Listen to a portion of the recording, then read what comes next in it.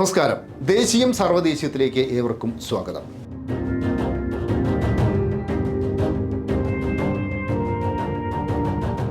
ഇടതുപക്ഷം അധികാരമൊഴിഞ്ഞാൽ എല്ലാം ശരിയാകുമെന്ന് പറഞ്ഞ കുറേ പേർ പശ്ചിമ ബംഗാളിൽ ഉണ്ടായിരുന്നു. അവരെല്ലാം ഇപ്പോൾ തിരുത്തുകയാണ്. കൊൽക്കത്തയിലെ ഒരു സർക്കാർ മെഡിക്കൽ കോളേജിൽ വെച്ച് ഒരു വനിതാ ഡോക്ടർ ബലാത്സംഗത്തിനിരയായി. ക്രൂരമായ രീതിയിൽ അവരെ കൊലപ്പെടുത്തി. ബംഗാൾ ഭരിക്കുന്ന മമതാ സർക്കാരും തൃണമൂൽ കോൺഗ്രസ് ഗുണ്ടാ സംഘങ്ങളും മെഡിക്കൽ കോളേജ് അധികൃതരും കൊലയാളിക്ക് പരിചയ തീർത്തു.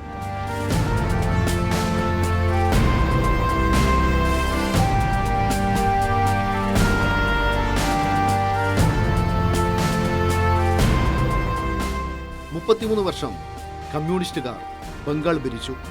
അന്ന് രാജ്യത്ത് സ്ത്രീകൾ ഏറ്റവും സുരക്ഷിതരായ സംസ്ഥാനമായിരുന്നു പശ്ചിമ ബംഗാൾ. ബംഗാളിലെ വനിതകൾക്ക് ധീരമായ പോരാട്ട ചരിത്രമുണ്ട്. 1930 ഏപ്രിൽ 30 പഴയ ബംഗാളിലെ ചിറ്റഗോങ് മേഖല കമ്മ്യൂണിസ്റ്റ് പോരാളികൾ ബ്രിട്ടീഷുകാരുടെ ആയുധപ്പുര ആക്രമിച്ചു. പ്രാദേശിക വിപ്ലവ സർക്കാർ രൂപീകരിച്ചു. കൽപ്പന ദത്തയായിരുന്നു നേതാവ്.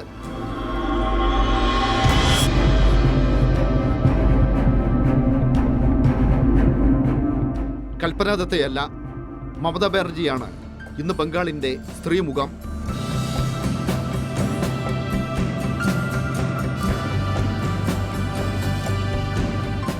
പതിമൂന്ന് വർഷക്കാലത്തെ മമതാ ഭരണത്തിന് കീഴിൽ ബംഗാളിൽ സ്ത്രീകൾക്ക് സുരക്ഷിതത്വമില്ല. അവർ തെരുവിലാണ്.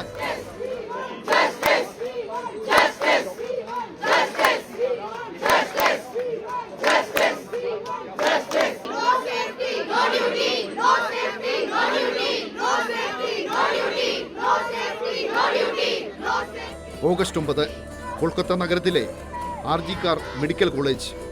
38 മണിക്കൂർ തുടർച്ചയായി ജോലി ചെയ്ത വനിതാ ജൂനിയർ ഡോക്ടർ രാത്രി ഉറങ്ങാനായി സെമിനാർ ഹാളിലേക്ക് പോയി.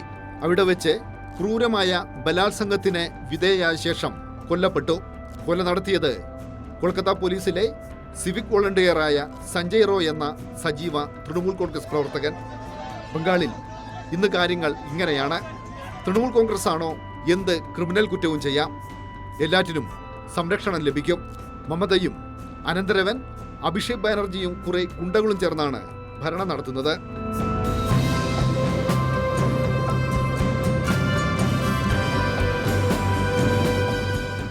തൃണമൂൽ കോൺഗ്രസുകാരനായ ഡോക്ടർ സന്ദീപ് ഘോഷായിരുന്നു മെഡിക്കൽ കോളേജിന്റെ പ്രിൻസിപ്പൽ. കുറ്റവാളികളെ പിടികൂടാനല്ല, രക്ഷപ്പെടുത്താനാണ് തുടക്കത്തിൽ സന്ദീപ് ഘോഷ് ശ്രമിച്ചത്. അധികൃതരുടെ ഭാഗത്തു നിന്നുമുണ്ടായ വീഴ്ചകൾ എണ്ണി പറയാം. വനിതാ ഡോക്ടർ കൊല്ലപ്പെട്ട വിവരം രക്ഷിതാക്കളിൽ നിന്ന് മറച്ചുവെച്ചു. ആത്മഹത്യ ചെയ്തു എന്നതാണ് രക്ഷിതാക്കളെ അറിയിച്ചത്. കൊലപാതക വിവരം അറിഞ്ഞയുടൻ പോലീസിനെ അറിയിക്കാനോ പരാതി നൽകാനോ അധികൃതർ തയ്യാറായില്ല. തുടക്കത്തിൽ തന്നെ നിർണായക തെളിവുകൾ നശിപ്പിക്കപ്പെട്ടു. മെഡിക്കൽ കോളേജിലെത്തിയ രക്ഷിതാക്കളെ 8 മണിക്കൂറുകൾക്ക് ശേഷമാണ് മകളുടെ മൃതദേഹം കാണാൻ അനുവദിച്ചത്. വനിതാ ഡോക്ടർ തനിച്ച് സെമിനാർ ഹാളിൽ പോയതാണ് പ്രശ്നമായതെന്നതായിരുന്നു ഡോക്ടറുടെ ആദ്യ പ്രതികരണം.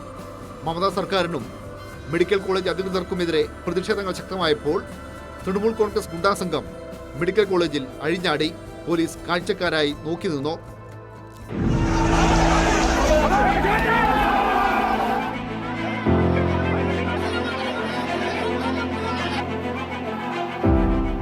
ഇതൊരു മെഡിക്കൽ കോളേജ് ആശുപത്രിയിലാണ് സംഭവിച്ചിട്ടുള്ളത്. അവിടെ നൈറ്റ് ഡ്യൂട്ടിയിലുണ്ടായിരുന്നൊരു വനിതാ ഡോക്ടർക്കാണ് ഈ ദാരുണമായ അനുഭവം ഉണ്ടായത്. ക്രൂരമായി ബലാത്സംഗം ചെയ്യപ്പെടുകയും കൊല്ലപ്പെടുകയും ചെയ്തു. അതിനുശേഷമുണ്ടായ സംഭവങ്ങളാണ് കൂടുതൽ നമ്മുടെ മനുഷ്യ മനസാക്ഷിയെ തന്നെ മരവിപ്പിക്കുന്നത്. കാരണം അത് ആ സംഭവം അതിൻ്റെ ഗൗരവം ഇല്ലാതാക്കാനും അത് കുറച്ച് കാട്ടാനുമുള്ള ഒരു ആസൂത്രിതമായ ശ്രമം അവിടെ ആശുപത്രി അധികൃതരുടെയും പോലീസിൻ്റെയും ഭരണ സംവിധാനങ്ങളുടെയും എല്ലാം ഒത്താശയോടെ സംഭവിച്ചു എന്ന് വേണം മനസ്സിലാക്കാൻ. കാരണം രാത്രിയിലാണ് ഈ സംഭവം ഉണ്ടാവുന്നത്. രാവിലെ തന്നെ ഇങ്ങനെയൊരു ദാരുണമായ സംഭവം നടന്ന വിവരം പുറത്തു വന്നിരുന്നു. എന്നാൽ ഇതിൽ ഒരു കേസെടുക്കുന്നത് വളരെ വൈകിയാണ്. വൈകുന്നേരത്തോടെ മറ്റുമാണ് അതിൽ കേസെടുക്കുന്നതും തുടർന്ന് നടപടികളിലേക്ക് നീങ്ങുന്നതും മറ്റും. അങ്ങനെ വലിയൊരു വീഴ്ച പോലീസിൻ്റെ ഭാഗത്തു നിന്ന് തുടക്കത്തിൽ തന്നെ ഉണ്ടായി. ആ ക്രൈം സീൻ അതിനെ ഒന്ന് സംരക്ഷിക്കുന്ന വിധത്തിൽ സീൽ ചെയ്യുന്ന കാര്യത്തിലും ഒക്കെ തന്നെയും ഗുരുതരമായ വീഴ്ച സംഭവിച്ചു. അതേപോലെ ഒട്ടനവധി വീഴ്ചകൾ പോലീസിൻ്റെയും അധികൃതരുടെയും ഭാഗത്തു നിന്ന് ഈ ഒരു കാര്യത്തിലുണ്ടായി.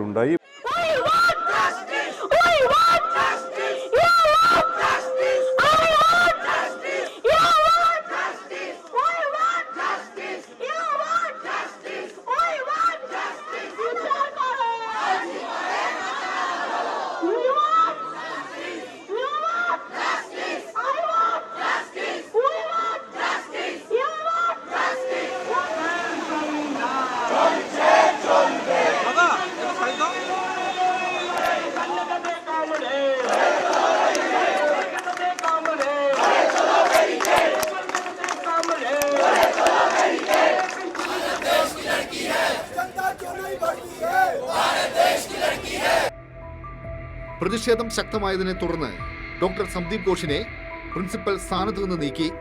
പിന്നാലെ കൊൽക്കത്തയിലെ നാഷണൽ മെഡിക്കൽ കോളേജിന്റെ പ്രിൻസിപ്പലായി നിയമിച്ചു. സന്ദീപ് ഘോഷ് തൃണമൂൽ കോൺഗ്രസ് നേതാക്കളുടെ വിശ്വസനായിരുന്നു. അഴിമതിക്കാരനെന്ന് കുപ്രസിദ്ധി ആർജിച്ച പ്രിൻസിപ്പൽ. മെഡിക്കൽ കോളേജിലെ അനാഥ ശവങ്ങൾ വിറ്റ് സന്ദീപ് ഘോഷ് പണമുണ്ടാക്കിയതായി പരാതി ഉയർന്നിരുന്നു. പക്ഷേ നടപടിയെടുത്തില്ല.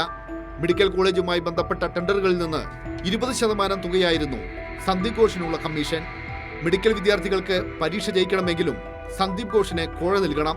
ഇങ്ങനെയെല്ലാമാണ് ഇന്നത്തെ ബംഗാളിലെ മെഡിക്കൽ വിദ്യാഭ്യാസം. ഇതെല്ലാമാണ് ഇന്നത്തെ ബംഗാൾ.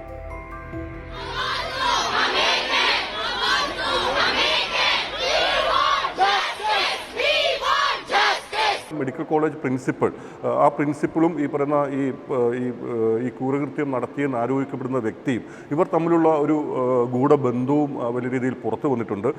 വലിയ തോതിലുള്ള അഴിമതികളും ക്രമക്കേടുകളും ആ ആശുപത്രിയിൽ നടക്കുന്നതായി ദീർഘനാളായി തന്നെ പരാതികളുണ്ടായിരുന്നു. എന്നാൽ അതിലൊന്നും ഇടപെടാൻ ബംഗാളിലെ മമതാ ഭരണകൂടം, തൃണമൂൽ സർക്കാർ തയ്യാറായില്ല എന്നതാണ് വാസ്തവം. മാത്രമല്ല ഈ പ്രിൻസിപ്പലിനെ സംരക്ഷിക്കാനുള്ള ശ്രമവും സർക്കാരിൻ്റെ ഭാഗത്തു നിന്നുണ്ടായി.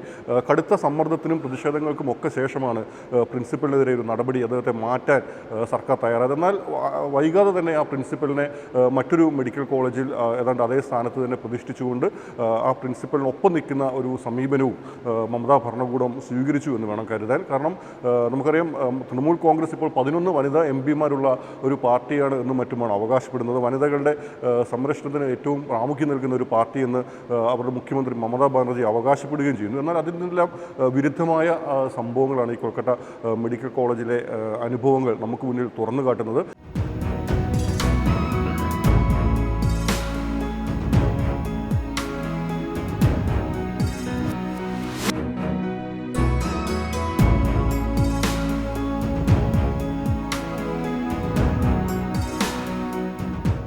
ബംഗാളിൽ ഒരു നല്ല കാലം ഉണ്ടായിരുന്നു.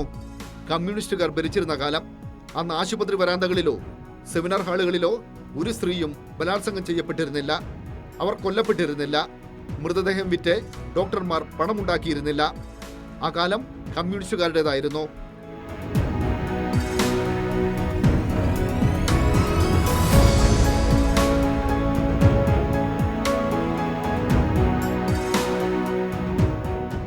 Actually, during the left regime, could never be called tainted, or not a single corruption case was raised against them. Even the opposition, they opposed on so many issues like land issues in connection with Singur and Nondigram. But corruption was one thing that was never associated with the left front government, be it Jyoti Basu and after that Buddhadev Bhattacharya, who was considered thoroughly an honest man. Never ever did he take any dry fruits during Diwali. He didn't even allow his security guards to collect a single food packet or somewhat like that. So that way left was a very clean government, we can say. എല്ലാ communist വിരുദ്ധരും കൈകോർത്താണ് 2011 ബംഗാളിലെ ഇടതുപക്ഷ ഭരണത്തിന് വിരാമമിട്ടത്. 13 വർഷങ്ങൾക്കിപ്പുറം ബംഗാൾ തിരിച്ചറിയുന്നു. കമ്മ്യൂണിസമാണ് ശരിയെന്ന് തിരിച്ചറിയുന്നു. ഒരു കാലത്ത് സ്ത്രീകൾ ഏറ്റവും സുരക്ഷിതമായ നഗരമായിരുന്നു കൊൽക്കത്ത. ക്രമസമാധാന പാലനത്തിൽ രാജ്യത്തിന് മാതൃകയായ നഗരം. എന്നാൽ കൊൽക്കത്ത ഇന്ന് പഴയ കൊൽക്കത്തയല്ല.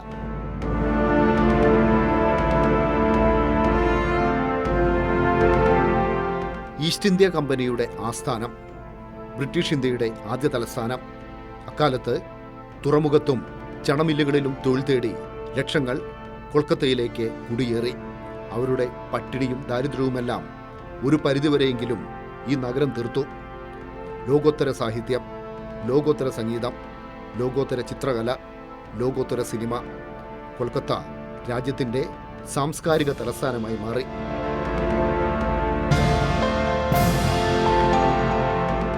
ഫുട്ബോൾ എക്കാലത്തും കൊൽക്കത്തയുടെ ആവേശമായിരുന്നു. ഈസ്റ്റ് ബംഗാളും മോഹൻ ബഗാനും ബദ്ധശത്രുക്കൾ. അവർ ഏറ്റുമുട്ടുമ്പോൾ കൊൽക്കത്ത നഗരം ഇളകിമറിയും. 1947 ഓഗസ്റ്റ് 15 സ്വാതന്ത്ര്യദിനത്തിൽ ബംഗാളിൽ കലാപങ്ങൾ പടർന്നു. വിഭജനം ബംഗാളിനെ കീറിമുറിച്ചു. കൊൽക്കത്ത നഗരം ശവക്കൂമ്പാരമായി മാറി.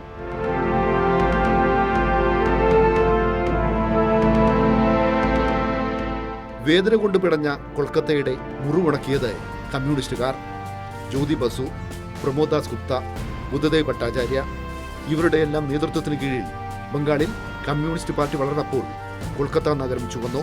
കൊൽക്കത്ത നഗരം രാജ്യാന്തര തലത്തിൽ തന്നെ ഇടതുപക്ഷത്തിന്റെ അപ്രഖ്യാപിത ആസ്ഥാനമായി മാറി.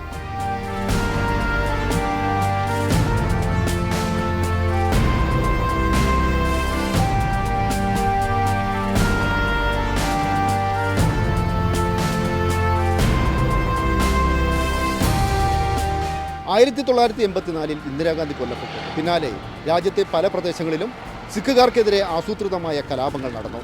കൊൽക്കത്തയിലും കോൺഗ്രസുകാർ സിഖുകാരെ ആക്രമിക്കാനുള്ള പദ്ധതികൾ തയ്യാറാക്കി. ഈ ഗുരുദ്വാര ആക്രമിക്കാനുള്ള പദ്ധതി വരെ അന്ന് തയ്യാറാക്കിയിരുന്നു. എന്നാൽ ഈ ഗുരുദ്വാര മാത്രമല്ല, കൊൽക്കത്തയിലെ എല്ലാ സിഖുകാർക്കും സംരക്ഷണം ഉറപ്പുവരുത്തി.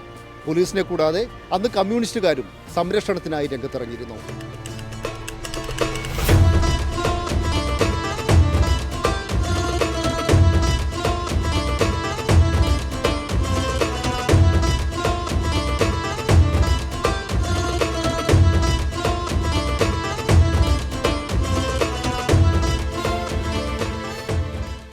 During that time, it was under control of CPIM, and for that reason, the Kolkata was in a very good condition. All the Sikhs were safe, all the Sikh people, even myself. I'm talking about myself, that I was also safe, and even during that time, all the Communist Party people, they used to come and protect. They used to give word to everyone, Punjabi Sikh people, that don't worry, we are here and we will protect you. And that from that time onwards, we are very happy that. But nowadays, due to some political issue like TMC party, they are not balancing. For this reason, the community problem, the communal problem is arising day by day. The clash between Hindus and Muslims and different communities. You can even see during this period, TMC period, there has been a riot in different places. But this thing is not been shown to everyone. But it's a fact. If you think about this, if you will ask somebody, they will tell you about this. Okay, this thing happened. But due to fear, no one want to disclose this. And this happens in Kolkata. ഇടതുപക്ഷം ഭരിക്കുന്ന കാലം കൊൽക്കത്ത നഗരം രാജ്യത്തെ ഏറ്റവും സുരക്ഷിതമായ നഗരമായിരുന്നു. സാമുദായിക മൈത്രിക്ക് പേരെടുത്ത നഗരം. ഹിന്ദുവും മുസ്ലിമും ക്രിസ്ത്യാനിയും സിഖുകാരനുമെല്ലാം ഏകോദര സഹോദരങ്ങളെപ്പോലെ ഈ നഗരത്തിൽ ഒറ്റക്കെട്ടായി ജീവിച്ചു. കൊൽക്കത്ത നഗരത്തെ ഒരു ലോകോത്തര നഗരമാക്കി മാറ്റാനുള്ള പദ്ധതികൾ ഇടതുപക്ഷ സർക്കാരുകൾ തയ്യാറാക്കി. പക്ഷേ പൂർത്തിയാക്കാനായില്ല. അപ്പോഴേക്കും വലതുപക്ഷ രാഷ്ട്രീയം ബംഗാളിനെയും കൊൽക്കത്തയെയും വിഴുങ്ങിയിരുന്നു. അടിയന്തരാവസ്ഥയ്ക്ക് ശേഷം കേന്ദ്രത്തിലൊരു ഭരണമാറ്റം ഉണ്ടായതിനു ശേഷം 77-ൽ ബംഗാളിൽ ഇലക്ഷൻ നടന്നപ്പോൾ 3-2 ഭൂരിപക്ഷത്തോടെ ഇടതുമുന്നണിയെ ബംഗാളിലെ ജനങ്ങൾ അധികാരത്തിലെത്തുന്ന ഒരു സാഹചര്യമാണ് ഉണ്ടായത്. അപ്പോൾ ഈ 5 വർഷത്തെ ആ ഒരു അടിച്ചമർത്തൽ ഭരണം അല്ലെങ്കിൽ അർത്ഥഫാസിസ്റ്റ് വാഴ്ച കണ്ട ബംഗാളിന് ഏറ്റവും അടിയന്തരം അവിടുത്തെ ഒരു ക്രമസമാധാന പാലനം, ഒരു സമാധാന സ്ഥിതിയിലേക്ക് അവിടുത്തെ അന്തരീക്ഷത്തെ എത്തിക്കുക എന്നതായിരുന്നു. അതിനാണ് ബംഗാളിലെ ഇടതുമുന്നണി സർക്കാർ പ്രാമുഖ്യം നൽകിയത്. ആ 33 വർഷത്തെ ഭരണകാലയളവിലും ബംഗാൾ ശാന്തവും സമാധാനവുമായി നിലകൊണ്ടു എന്ന് തന്നെ വേണം പറയാൻ. വലിയ വർഗീയ കലാപങ്ങളും മറ്റും രാജ്യത്തിൻ്റെ മറ്റു പല ഭാഗങ്ങളിൽ പൊട്ടിപ്പുറപ്പെട്ടപ്പോഴും ബംഗാൾ സമാധാനമായി നിലകൊണ്ടു. കൊൽക്കത്ത ഇന്ന് അശാന്തമാണ്. രൂക്ഷമായ സാമുദായിക ഭിന്നിപ്പ് നഗരത്തിന്റെ ഹൃദയം തകർത്തിരിക്കുന്നു. ഇടയ്ക്കിടെ നഗരം കലാപങ്ങളുടെ പിടിയിലമരും. സ്ത്രീകൾ മാത്രമല്ല, കൊൽക്കത്ത നഗരത്തിൽ ഇന്ന് ആരും സുരക്ഷിതരല്ല.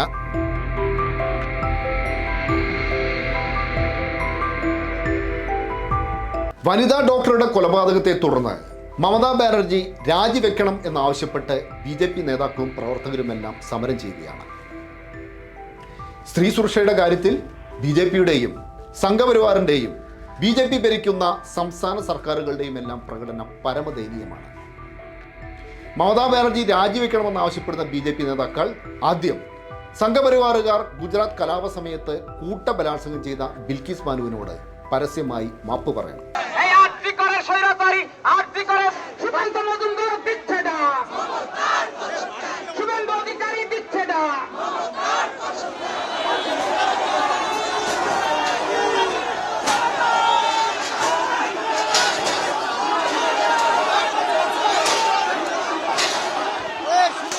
വനിതാ ഡോക്ടറെ കൊലപ്പെടുത്തിയ വിഷയത്തിൽ മമതാ സർക്കാരിന്റെ രാജി ആവശ്യപ്പെട്ടുള്ള BJPയുടെ പ്രതിഷേധം.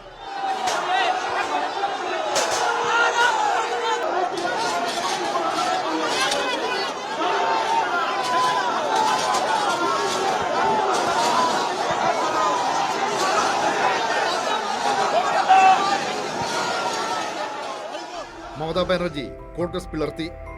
തൃണമൂൽ കോൺഗ്രസ് രൂപീകരിച്ച കാലം. അന്ന് തൃണമൂൽ കോൺഗ്രസും BJPയും കൈകോർത്തു. തൃണമൂൽ കോൺഗ്രസ് NDAയിൽ അംഗമായി. മമത AB വാജ്പേയി മന്ത്രിസഭയിൽ മന്ത്രിയായി.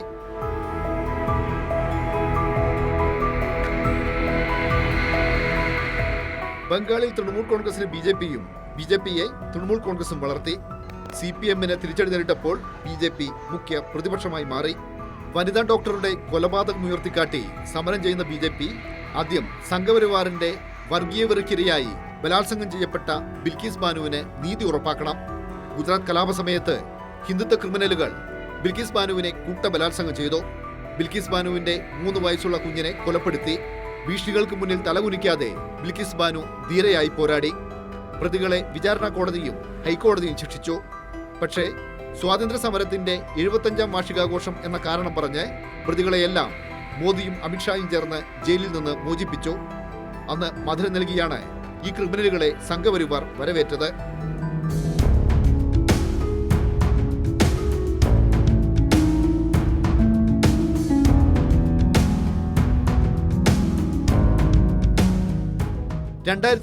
സെപ്റ്റംബർ 14 UPയിലെ ഹത്രാസിൽ വെച്ച് ഒരു ദളിത് പെൺകുട്ടിയെ ബലാത്സംഗം ചെയ്ത് കൊലപ്പെടുത്തി.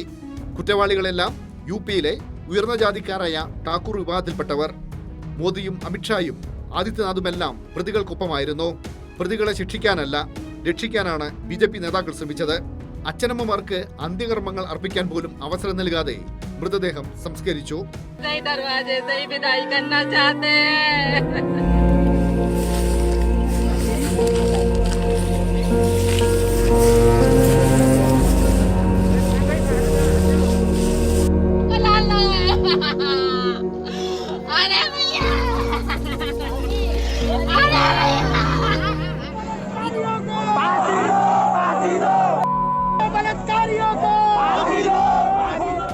പ്രതിഷേധം ശക്തമായതോടെ UP സർക്കാർ കേസ് CBIക്ക് വിട്ടു. CBI പ്രതികളെ രക്ഷപ്പെടുത്താനായി അന്വേഷണം നടത്തി. 2023 മാർച്ച് 4 ഹത്രാസ് SC/ST കോടതി കേസിൽ വിധി പ്രഖ്യാപിച്ചു. ഒരു പ്രതിക്ക് ജീവപര്യന്തം തടവ്, 3 പ്രതികളെ വെറുതെ വിട്ടു. ബലാത്സംഗമോ കൊലപാതകമോ തെളിയിക്കാനായില്ല. കേസിൽ ഇതുവരെ CBI അപ്പീൽ നൽകിയിട്ടില്ല. ബലാത്സംഗത്തിനിരയായി കൊല്ലപ്പെട്ടത് ദളിത് പെൺകുട്ടിയെങ്കിൽ BJP കൊലയാളികൾക്കൊപ്പമാണ്. BJP ഭരിക്കുന്ന പല സംസ്ഥാനങ്ങളിലും ഇതിലും മോശപ്പെട്ട അവസ്ഥയാണ്. UPയിലും മറ്റും ഹീനമായ ബലാത്സംഗങ്ങൾ ഒട്ടനവധി സംഭവിച്ചിട്ടുണ്ട്. ഹാത്രാസ് പോലുള്ള സംഭവവികാസങ്ങൾ നമ്മൾ കണ്ടതാണ്. അടുത്ത കാലത്ത് തന്നെ മഹാരാഷ്ട്രയിൽ രാജ്യത്തെ ഞെട്ടിപ്പിക്കുന്ന ഒരു ബലാത്സംഗ സംഭവം ഉണ്ടായി. അസമിൽ കഴിഞ്ഞ ദിവസം ഒരു പെൺകുട്ടി ക്രൂരമായി പീഡിപ്പിക്കപ്പെട്ട് കൊല്ലപ്പെടുന്ന അവസ്ഥയുണ്ടായി. ഈ വിധം തങ്ങൾ ഭരിക്കുന്ന സംസ്ഥാനങ്ങളിൽ ക്രമസമാധാന നില അങ്ങേയറ്റം മോശമാണെന്ന വസ്തുത മറച്ചു പിടിച്ചുകൊണ്ട് ബംഗാളിൽ അവരുടെ രാഷ്ട്രീയ മുന്നേറ്റത്തിന് വേണ്ടി ഈ ഒരു സംഭവത്തെ രാഷ്ട്രീയവൽക്കരിക്കാനുള്ള ഹീനമായ ശ്രമമാണ് BJP നേതൃത്വം നടത്തുന്നത്. 2018 ജനുവരി 30 ജമ്മു കാശ്മീരിലെ കത്വയിൽ ഒരു 8 വയസ്സുകാരി പെൺകുട്ടിയെ ക്രൂരമായി ബലാത്സംഗം ചെയ്ത് കൊലപ്പെടുത്തി. കൊല്ലപ്പെട്ട പെൺകുട്ടി ബക്രിവാൾ മുസ്ലിം ഗോത്ര വിഭാഗക്കാരിയായിരുന്നു. കൊല നടത്തിയത് ബ്രാഹ്മണരും. പ്രതികളെ പോലീസ് അറസ്റ്റ് ചെയ്തപ്പോൾ ആ കൊലയാളികൾക്ക് വേണ്ടി തെരുവിൽ BJP നേതാക്കളും പ്രവർത്തകരും പ്രകടനം നടത്തിയിരുന്നു.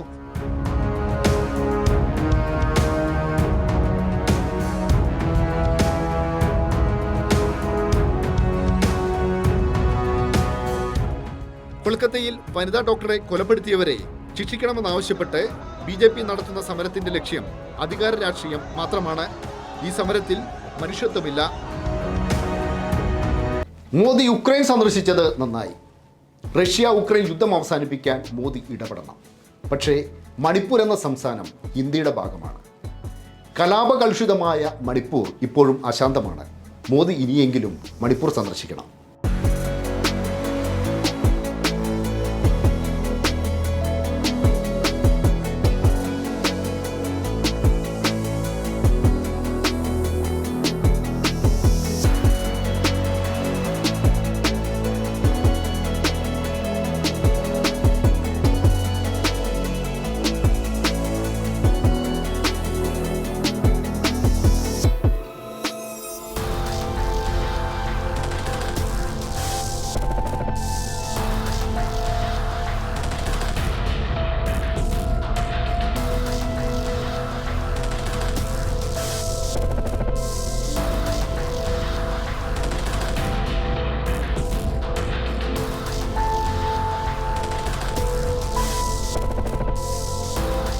ഇത്തവണത്തെ ദേശീയം സർവ്വദേശീയം ഇവിടെ സമാപിക്കുന്നു. നന്ദി, നമസ്കാരം.